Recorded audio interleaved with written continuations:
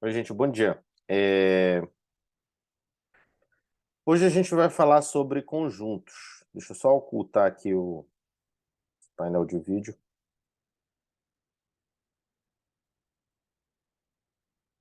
Não, desculpa. Esse aqui. Vamos lá.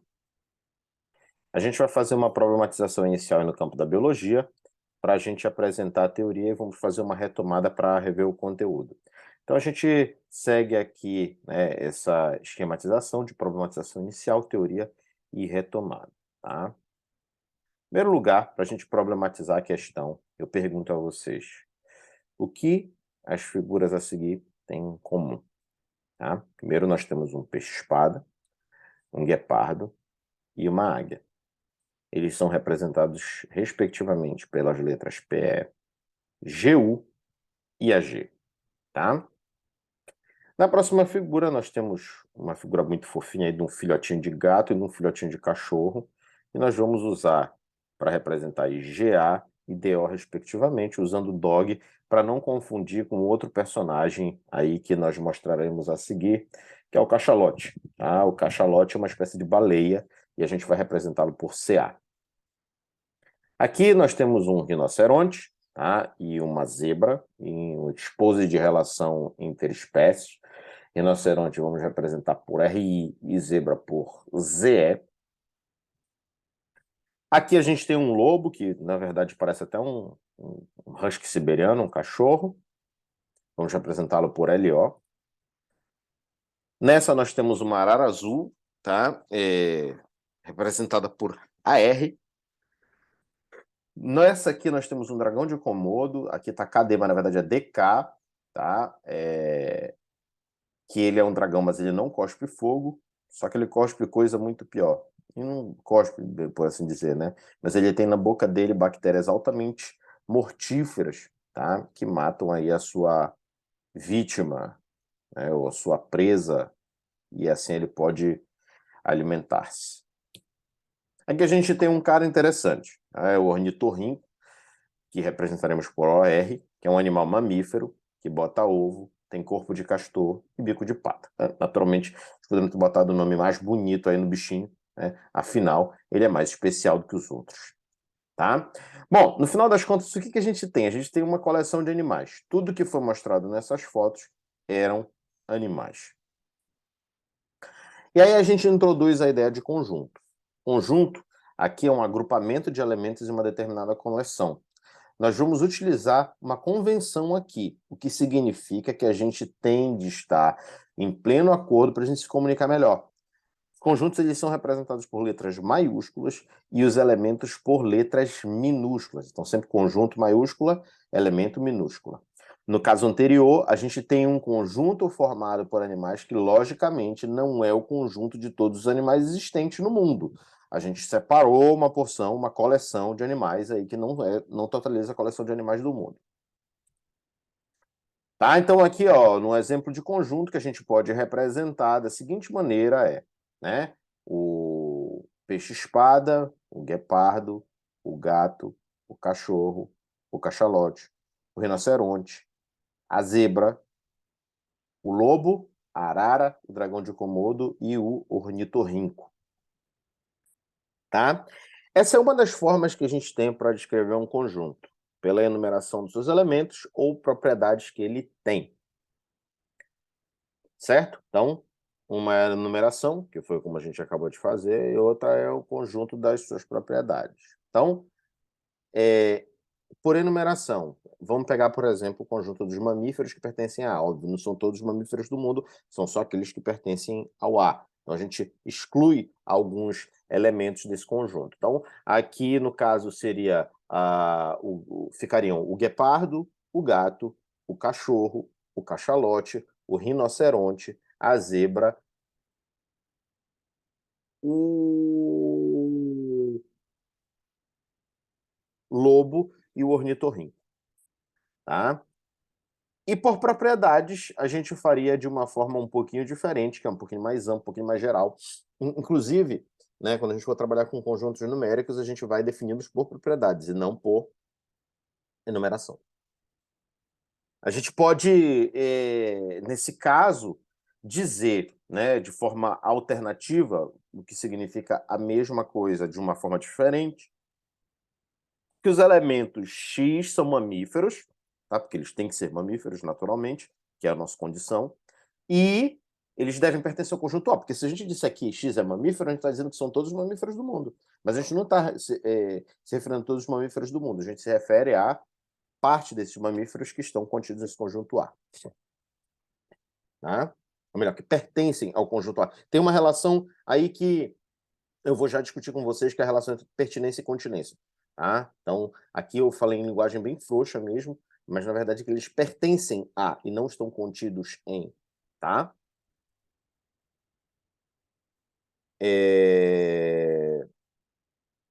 Beleza. Então, um outro conceito importante, agora a gente vai entrar nele, é o conceito de pertinência. Pertencer quer dizer, pertinência quer dizer pertencer a um determinado conjunto. A gente representa, né, que um elemento pertence a um conjunto pela notação que segue.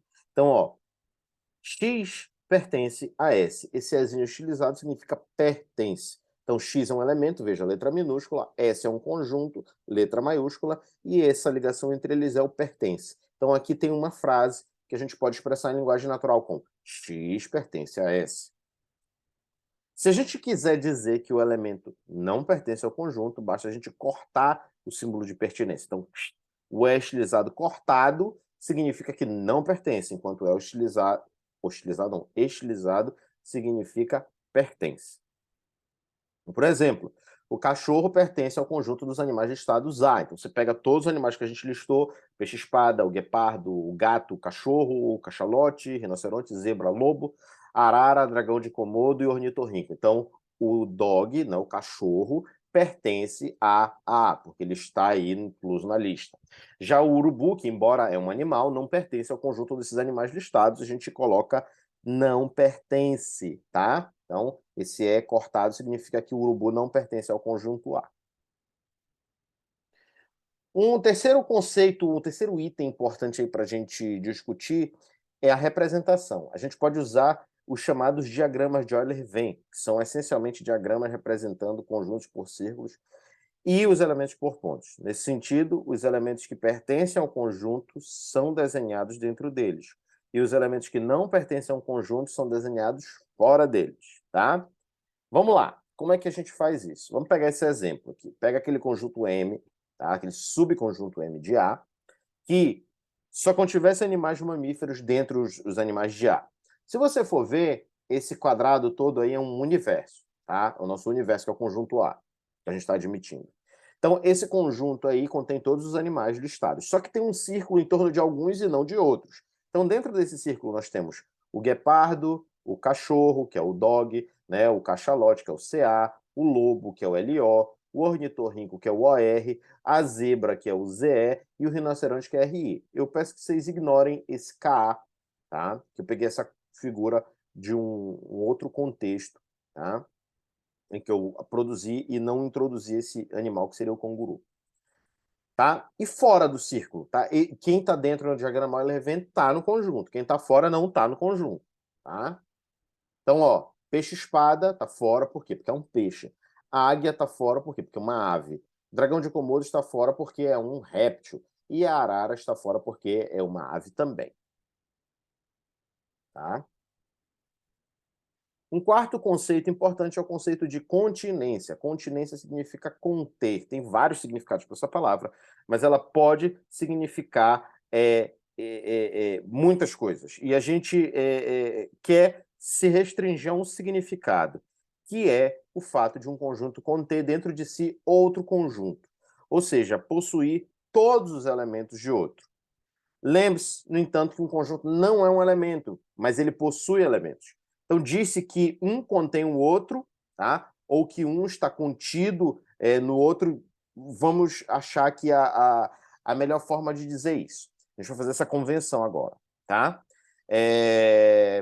Disse que um, desculpa, não é contém, aqui é está contido, tá? Então, S está contém.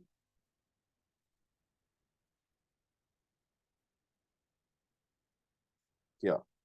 está contido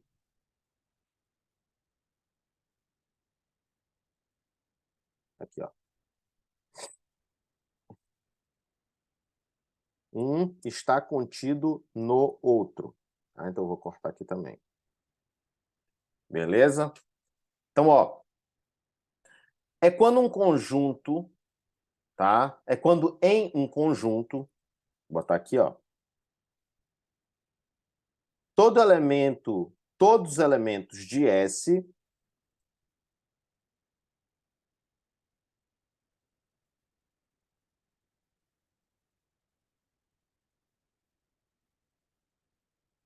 todos os elementos de S estão em um outro maior, Z, tá?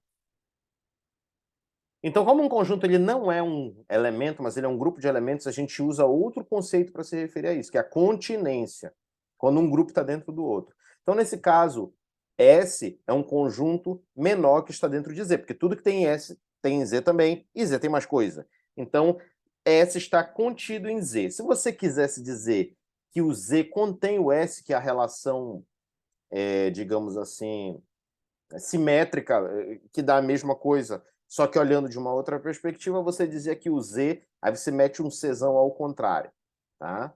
Então, Z contém S, seria escrito Z, um Czão ao contrário, e S. Essa aqui é, S é subconjunto de Z, ou S está contido em Z. Essa é uma parte de Z, tá? E, assim, a gente fala primeiro, né, que é maior, mas, na verdade, eu não queria, digamos assim, confundir a cabeça de vocês por enquanto com isso, mas todo conjunto é subconjunto de si mesmo, tá? E, claro, naturalmente, né, o que sobra é o conjunto vazio, tá? O conjunto é subconjunto de si mesmo. Então pode ser um conjunto igual também, tá? Só que na condição do conjunto igual, o outro é subconjunto do outro também, tá? Então, um conjunto A é subconjunto de B e B é subconjunto de A, então eles são conjuntos iguais, tá? Então, no nosso caso, tá? M, que é o conjunto dos mamíferos, é subconjunto de A, tá bom? Bom, uma última ideia que eu gostaria de trazer para vocês aqui é a de que você pode realizar operações com os conjuntos, e todas elas produzem novos conjuntos. Elas são três: união, interseção e diferença. O que é a união? Ela consiste na junção dos elementos de dois conjuntos. Então, quando a gente une os conjuntos A e B, ela produz um novo conjunto R, tal que os elementos desse conjunto R estão tanto em A quanto em B. No caso, a interseção é uma operação diferente, tá? Ela consiste em tornar elementos semelhantes que pertencem a dois conjuntos diferentes, tá? Então, inter significa entre e secção significa corte. Então, a gente pode entender que é um corte feito a partir do que há em comum entre os conjuntos, tá? Então, essa expressão pode ser lida assim, né? I é igual à interseção de A e B, ou seja, a interseção é representada por esse U de cabeça para baixo, enquanto a união é U de cabeça para cima, U de união, beleza, né? A interseção é uma de cabeça para baixo, tá? O que possui elementos X tal que deva pertencer simultaneamente a A e a B, tá? Já a diferença é a operação que consiste em incluir todos os elementos de um conjunto que não pertence ao outro. Então você pode ver aí, né, e ler que o conjunto D resultante da diferença entre A e B, lembrando, a operação entre dois conjuntos sempre vai gerar um novo conjunto, tá? A diferença entre A e B é o conjunto que possui os elementos X, tal que X pertence a A, mas não pertence a B. Vamos pegar alguns exemplos para ficar mais claro, tá? O primeiro envolve a construção de dois novos conjuntos para a gente trabalhar a união, tá? Então a gente vai pegar o conjunto de mamíferos domésticos, tá? A partir dos conjuntos dos animais que nós listamos. Então, se a gente pegar os animais domésticos, a gente vai ler todos aqueles elementos e vai ficar somente com o gato e o cachorro, que são animais domésticos, tá? Aí a gente pode também fazer uma lista de animais silvestres, tá? Mamíferos, a partir da nossa lista A. Então a gente pega todos os animais que são mamíferos e silvestres. Então, a gente tem o guepardo, cachalote, rinoceronte, zebra, lobo e ornitorrinco. Os mamíferos da nossa lista A são a união desses, tá? Ou seja, ou é doméstico ou o animal é silvestre. Então, junta esses dois, você torna aí os mamíferos, né? Ou seja, ou o mamífero ele é doméstico, ou o mamífero ele é silvestre. Quando você junta os dois, você tem todos, tá? Um exemplo de interseção é a gente poderia pegar um conjunto do nosso conjunto A, inicial de animais, a gente poderia pegar um conjunto de animais aquáticos, que a gente vai chamar de W, por uma razão meio direta, né? W vem de água do inglês water. Não, vocês têm que ver, tá? Que eu não pego, eu tento usar o máximo possível o português. Eu uso outras línguas quando, por exemplo, esgoto o português. Se eu fosse usar animais aquáticos com A, eu ia confundir com outro conjunto, tá bom? Então, aí eu uso outros idiomas aí para, principalmente o inglês, para me referir a essas coisas. Então, A, water, tá? De água. Então, a partir da nossa lista de animais A, o W é formado pelo peixe-espada, pelo cachalote e pelo ornitorrinco. Naturalmente, o ornitorrinco ele não é um animal puramente aquático. Tá? Ele também é aquático, vocês vão ver isso. Então, a gente poderia formar também um conjunto de animais terrestres a partir da nossa lista de animais A. Então, a gente teria o guepardo, o cachorro, o gato, o rinoceronte, a zebra, o lobo, o dragão de Komodo e o ornitorrinco. A interseção produziria um conjunto B dos animais que são aquáticos e terrestres, tá? Na nossa lista A. Então, B é a interseção dos aquáticos com terrestres, que vai dar o ornitorrinco somente. Pode ver, ó, nenhum desses dois aqui está aqui, nenhum desses aqui está aqui. O que tem em comum é o ornitorrinco, tá bom? Diferença. Vamos lá. Agora a gente poderia formar um conjunto de animais aquáticos, W, tá? A partir da nossa lista de animais A, ou seja, o conjunto anterior, tá? De animais aquáticos, peixe-espada, cachorrote e ornitorrinco. E a gente poderia formar um conjunto de animais terrestres a partir da nossa lista também, que a gente já formou esse conjunto no exemplo anterior. Então, o guepardo, o cachorro, o gato, o rinoceronte, a zebra, o lobo, o dragão de Komodo e o ornitorrinco. Então, a gente junta esses dois, né? Faz a união. E a gente vai achar os animais que podem ser aquáticos ou terrestres, ou os dois. Então, você tem aí, tá? Peixe-espada, né? Que é aquático, cachalote, que é aquático, ornitorrinco, que é aquático e terrestre, guepardo, que é terrestre, cachorro, que é terrestre, gato, que é terrestre, rinoceronte, que é terrestre, zebra, que é terrestre, lobo, que é terrestre, dragão de Komodo, que é terrestre, e ornitorrinco, de novo, né? O ornitorrinco está aparecendo de novo. Ele não precisaria aparecer de novo aqui, tá? Eu posso até cortar aqui, ó, no slide. Tá? Bom, a diferença do conjunto A, que é de todos os animais da lista, dos conjuntos C, dos animais que não são, dá os animais que não são nem aquáticos nem terrestres. Ou seja, a diferença entre o A, que é todos os animais que nós listamos, e dentre esses animais que listamos, os que são ou aquáticos ou terrestres, ou os dois, vai tirar, tá? Todos esses elementos, vai sobrar somente os elementos que não são nem aquáticos nem terrestres. Então sobra quem? Águia e arara. Ambos são animais voadores. Tá bom, gente? Então, em síntese, tá? A gente abordou aqui, tá?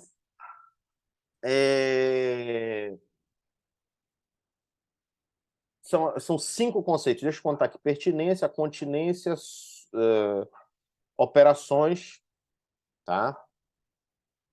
Cadê? Conjunto e elemento, né? Então, os conjuntos eles são formados de elementos e esses elementos possuem ou não relação de pertinência. Eles pertencem ou não a um determinado conjunto. Os conjuntos podem ser formados também de subconjuntos que possuem uma relação de continência, de conter. Um é pertencer e o outro é conter. São um pouquinho diferentes, a diferença é sutil, mas pertinência se refere a elemento, continência se refere a conjunto. Tá? E os conjuntos são munidos de operações, tá? Que possui aí a união, né? Como a junção dos elementos entre A e B, a interseção, que são elementos comuns entre A e B, tá? E a diferença, que é o que existe em A e não existe em B. Um detalhe, se eu pedir para você calcular a diferença de B e A, você vai fazer B menos A, vai ser o que tem B e não tem A, beleza? Então, gente, a aula de hoje é isso, ela é bem introdutória mesmo, tá? Para colocar vocês nessa discussão, tá? E para que vocês compreendam isso, porque na próxima aula a gente vai passar para conjuntos numéricos. Tá? Essas primeiras aulas, tá? A primeira de apresentação, a segunda de conjuntos, depois conjuntos numéricos, depois problemas de multiplicação e depois a gente vai falar de modo intervalo de números reais. Tá? Elas são totalmente introdutórias, elas são para vocês praticarem certas coisas que a gente vai usar ao longo de todo o curso. Em especial, problemas de soma, multiplicação, adição e compreensão do que é um número, tá? Forte abraço a todos, já vou liberar a aula e o questionário.